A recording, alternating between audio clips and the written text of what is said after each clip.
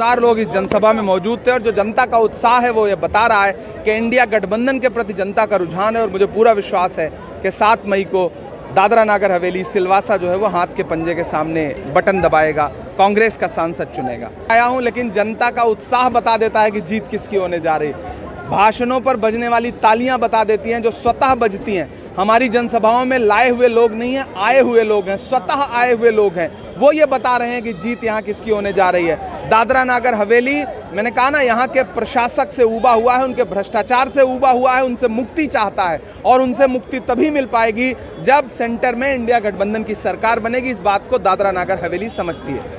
एक व्यक्ति अपनी विचारधारा से समझौता कर ले, स्वाभिमान से समझौता कर ले, मैं उसे मजबूत नहीं मानता हूँ। मुझे याद है स्वर्गीय मोहन जी ने आत्महत्या की और उसके बाद पूरे दादरा नागर हवेली ने बहुत ही संवेदना के साथ उनको विजयी बनाया था उपचुनाव में। लेकिन जिन मुद्दों पर उन्होंने वोट मांगा था उन्हीं मुद्दों को तिलांजलि देकर के उन्होंने भाजपा के साथ जाना कबूल किया। इस बात को लेकर के व्यापक गुस्सा है यहाँ पर दादरा नागर हवेली में। यहाँ के आदिवासी, यहाँ के दलित, यहाँ के अल्पसंख्यक, यहाँ के गरीब, यहाँ के पिछड़े सब इस बार संविधान और लोकतंत्र बचाने के मुद्दे पर वोट देंगे। कौन मजबूत है, कौन कमजोर है, इसका फैसला 7 मई को हो जाएगा। पहली चीज तो है कांग्रेस पार्टी के मैनिफेस्टो, आपने पढ़ा है? नहीं पढ़ा है। कांग्रेस पार्टी के मैनिफेस्टो में ऐसा कुछ नहीं लिखा है। मैं कांग्रेस पार्टी की मैनिफेस्टो कमेटी का मेंबर हूं, मैं सदस्य हूं। प्रधानमंत्री जी झूठ बहुत शानदार बोलते हैं, निहायत झूठे व्यक्ति हैं और ये झूठ उन्होंने इसलिए फैलाया ताकि देश में मुद्दों से ध्यान हट सके, लेकिन उनका ये दांव फेल हो चुका है।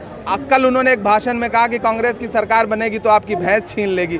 अब प्रधानमंत्री की भाषा है ये, उनके पद की गरिमा के मुताबिक उन्हें बात करना चाहिए। ऐसा कुछ नहीं लिखा है। कांग्रेस का मैनिफेस्टो उठाइएगा तो उसमें न्याय की बात है, गारंटी की बात है, इस देश के युवाओं को, महिलाओं को रोजगार की बात है। धन्यवाद, धन्यवाद सर। यहाँ आने को लेकर के बातचीत होती रही, लेकिन इस बीच जब अजीत भाई के चुनाव प्रचार के लिए आने का आमंत्रण मिला तो रात में मालदा में था, बंगाल में।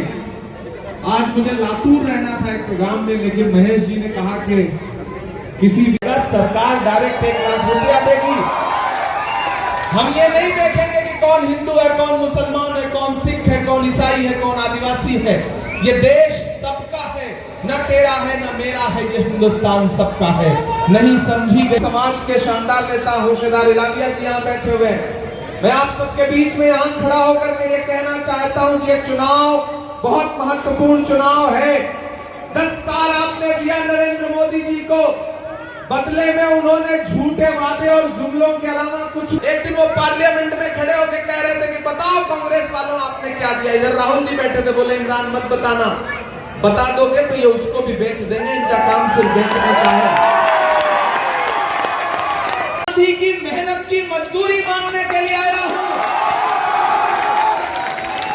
और राहुल गांधी की मजदूरी 7 मई को जब बूथ पर जाइए तो अपना एक वोट अजीत भाई को दीजिए।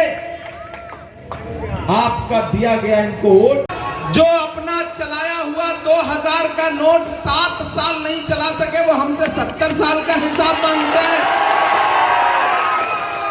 जो अपना चलाया हुआ नोट नहीं चला सके, वो देश क्या चलाएंगे? नहीं चला सकते।